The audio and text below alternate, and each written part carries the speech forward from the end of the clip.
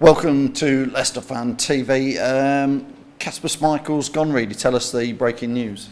Well, Fabrizio Romano, my main man for the transfer news, he said that Kasper Schmeichel has officially signed the contract. Leicester's obviously agreed this a few days ago, but now it's apparently official that he's signed the contract and he's gone.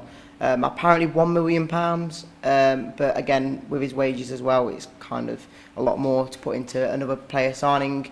And you've got to think, he said they will only let him go if we've got a replacement in. So the next couple of days, hopefully we'll have a new will. So Sam, it's official, well, apart from the fact it's not official because there's not the photo of him there holding the Nice goalkeeper's shirt, etc. But we're taking that this has, been pretty obvious that it's going to happen, and now it looks like it's on the breaking news of being confirmed. I think it's awful timing, is all I can really say. Is we've got the Premier League in a few days, first game against Brentford, and we're letting our number one keeper to go with not really much of a backup. I know Reedy's saying Iversen and Ward, but realistically they are just backup players. We don't have anyone linked to come in and replace Kasper. I know his wages is going to cost a lot, but it costs money for a deal now. It costs 10 million, 15, 20 million to sign a keeper now. So the fact that we're getting his wages back doesn't clear up the money we need to pay for a keeper, if you know what I mean. We need to buy a new keeper now, and we should have known Kasper's been wanting to go for ages. We have known he's been wanting to go for ages. Reports came out at Christmas time that he wants to move to a European club and play his final years with Champions League in mind and, consistent top six football, which is what Nice are in the French league. So I'm a bit confused as to why we've waited so long to let him go and B, not have a replacement lined up already. Well, I would assume, Reeedy, we have got a replacement lined up for him. Last week, when it started to break that he was going, Kasper himself reportedly said, I won't go until Leicester have got a replacement lined up. So we must assume in the next day or two, probably before the Brentford game, there will be a replacement keeper.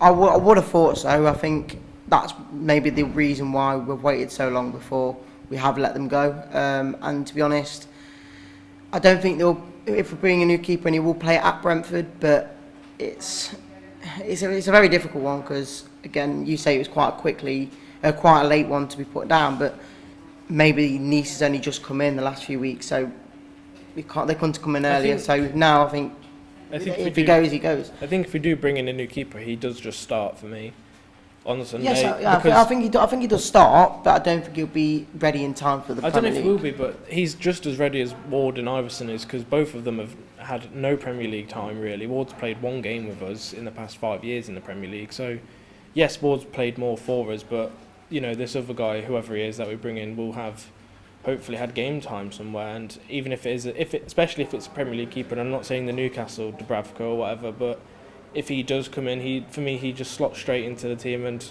gets on with it. That's why I think there is some potential. Ben Foster's been hinted at. Dubravka from Newcastle, I think, makes more sense because he's played about 115 times for Newcastle.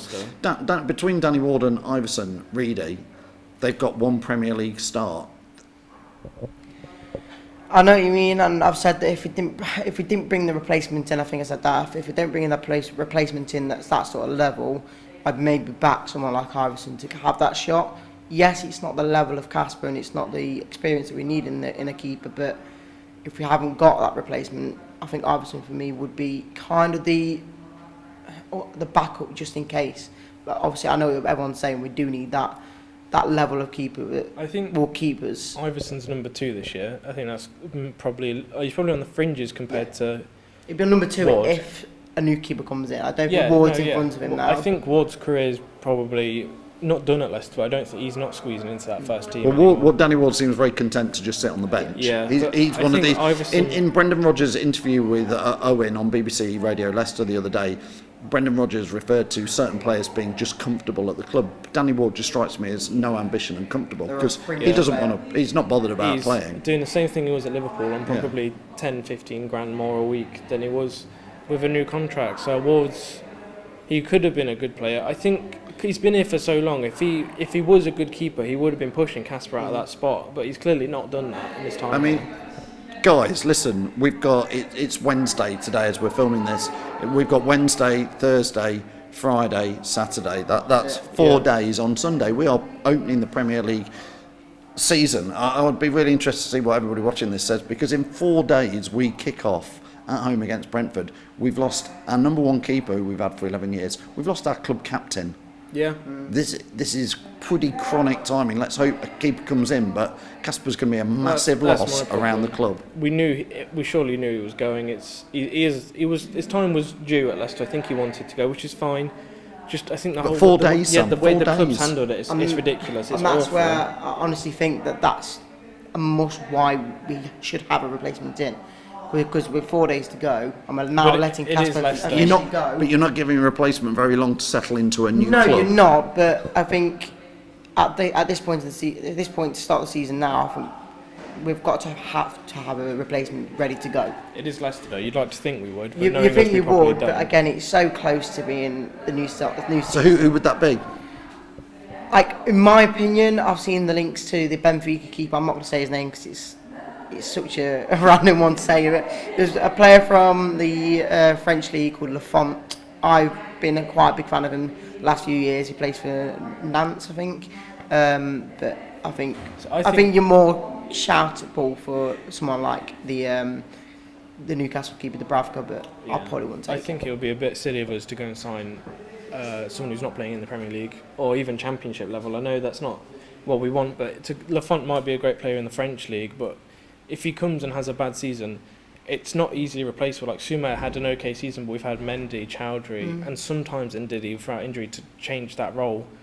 It's a keeper role. If he comes in and has a bad 10 games this season, what do you do? The only kind of thing I'd kind of relate to it is the Mendy to Chelsea.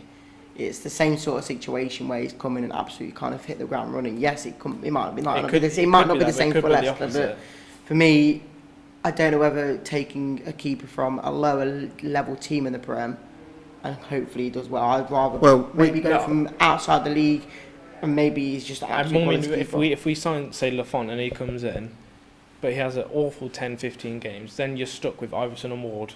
That's my only problem. You can never guarantee a good keeper either way. You can guarantee. I don't know if you guarantee. Dubravka, you know what he's going to give you. He's played 100 odd games for the thing, but you know what you're getting with him. This Lafont, you don't know what he can do in the Premier League. Dubravka, you know he might let in the odd shot, or he might have the bad kick, but you know what he can get you. I mean, I think based on that, I agree. I think Ben Foster's probably too old at 39 and more like a goalkeeping coach, but he has oodles of Premier League experience. Yeah. That's my thing. I'd much rather have Foster for a year now and try Lafont, as you know. But I'm not saying not to get new players in from different leagues, but the keeper is such a weird situation because I'd rather have Foster and Lafont, because if Lafont has an awful start to the season, it's like, okay, we know what Foster can give us, and we know that. Yeah, you want otherwise we're risking. Yeah, that's what I'm saying is we don't have a good enough backup at the moment to bring in this Lafont person. We want to know your views, your comments on it. For me, I hate to say it because people are saying I'm being pessimistic, I'm being the bringer of doom, but I think it's a bit of a mess 4 days before Premier League season starts to lose your captain, your goalkeeper, your clear number one goalkeeper. Yes, they're going to have to bring somebody in, I'm sure, but I think it's chaotic 4 days before. It changes everything that goes. Kasper Schmeichel's been number one keeper week in, week out for 11 years at the club. 4 days before we play Brentford and we've lost the captain, the club. Get your views in, let us know what you think. Should we replace him? Who would replace him? Who's going to be the next club captain? That's another debate we can have. So much to talk about. And I feel like there's going to be more of this outgoings before there's incomings, and I am worried. So get your views and get your comments in.